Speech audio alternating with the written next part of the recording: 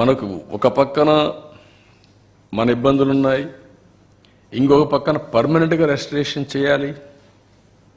మళ్ళీ నేను ఈ వరదలకు ప్రజల్ని బలిగా కానించడానికి వీలు కాదు, అది కూడా చేయాలంటే చాలా సిస్టమేటిక్గా పనిచేయాల్సిన అవసరం ఉంది.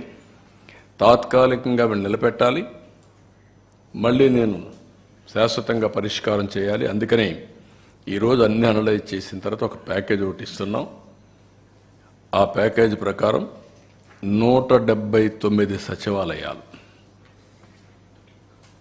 ఇక్కడ పనిచేసిన 32 వార్డులు, మిగిలిన సచివాలయాలు కొన్ని ఉన్నాయి.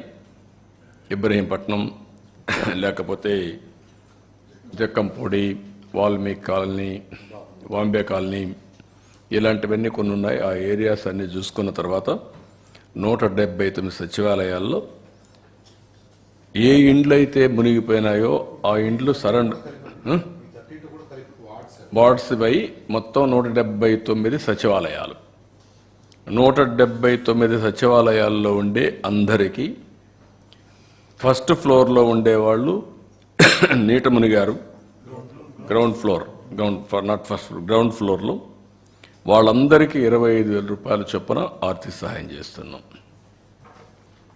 వాళ్ళ టీవీలు పోయినాయి, లేకపోతే అక్కడ ఎలక్ట్రానిక్ గూడ్స్ పోయినాయి, చాలా నష్టపోయారు. ఇది చరిత్రలో ఫస్ట్ టైం ఒక్కొక్క ఇంటికి ఇంత పెద్ద ఎత్తున 25,000 ఇవ్వడం అనేది ఇది ఫస్ట్ టైం.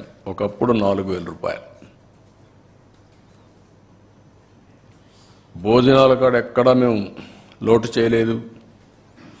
ప్యాకేజీ కింద కూరగాయలన్నీ ఇచ్చాం. 25 కేజీల బియ్యం, 1 KG palm oil, 1 KG sugar, 1 KG పప్పు, 2 కేజీలు ఉల్లిపాయలు, 2 కేజీలు పొటాటో, ఇవన్నీ ఇచ్చాం. ఇవన్నీ ఇచ్చిన తర్వాత ఇప్పుడు 25,000 రూపాయలు ప్రతి ఒక్క ఇంటికి ఆర్థిక సహాయం చేస్తున్నాం.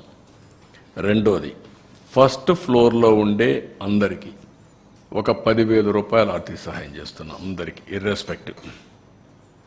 వాళ్ళు కూడా ఒక ట్రామా అనుభవించారు, పని లేకుండా 10 రోజులు ఇంట్లో ఉన్నారు.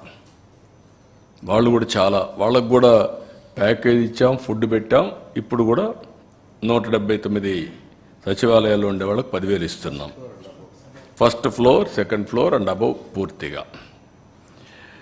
అదే మరిగా other parts of the state ఎక్కడ ఇండ్లలో నీళ్ళు వచ్చినా వాళ్ళకు కూడా 10,000 రూపాయలు ఇస్తున్నాం యూనిఫామ్గా అన్ని దిక్కల్లో. అంతకుముందు 4,000 ఇచ్చేవాళ్ళు, లేకుంటే 2,000 ఇచ్చి పంపించేవాళ్ళు క్యాంపులకు వస్తే.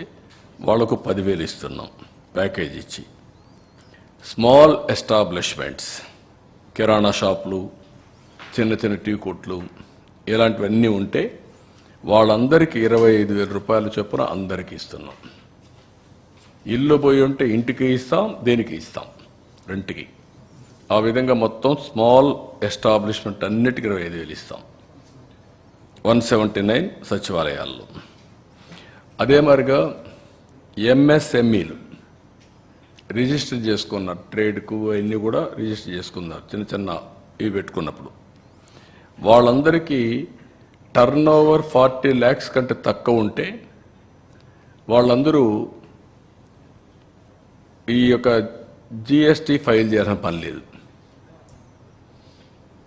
కాబట్టి వాళ్ళకి ఎగ్జామిషన్ ఉంది. దాని మీద కొంతమంది రిజిస్ట్రేషన్ కూడా చేసుకోరు. వాళ్ళందరికీ రిజిస్ట్రేషన్ అంటే జిఎస్టీ రిజిస్ట్రేషన్ చేసుకోరు. వాళ్ళందరికీ 50,000 రూపాయలు ఇస్తాం. అదే సమయంలో ఎంఎస్ఎంఈలు 40 లక్షల నుంచి 1.5 crores, 1,50,00,000 వీళ్ళకి టర్న్ ఓవర్ తీసుకుంటున్నాం. ఆ టర్న్ ఓవర్ తీసుకొని వాళ్లకు 1,00,000 రూపాయలు ఇస్తాం. అదే సమయంలో 1,50,000 పైన ఉంటే, 1,50,00,000 పైన ఉంటే 1,50,000 ఇస్తాం యూనిఫామ్గా. 3 కోట్లైనా 4 కోట్లైనా 1,50,000 రూపాయలు యూనిఫామ్గా వాళ్ళకి ఇస్తాం.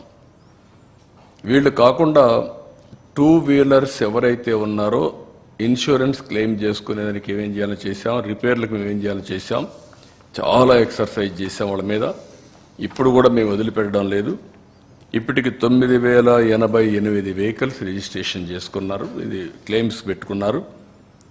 దాంట్లో 71,50,00,000 క్లెయిమ్ చేశారు.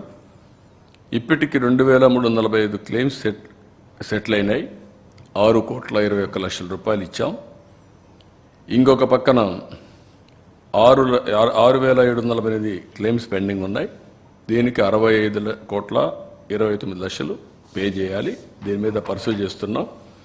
నేను మళ్ళీ 27వ తారీఖు చెప్తున్నా అందరికీ, మళ్ళా నేను మీటింగ్ పెడతాను.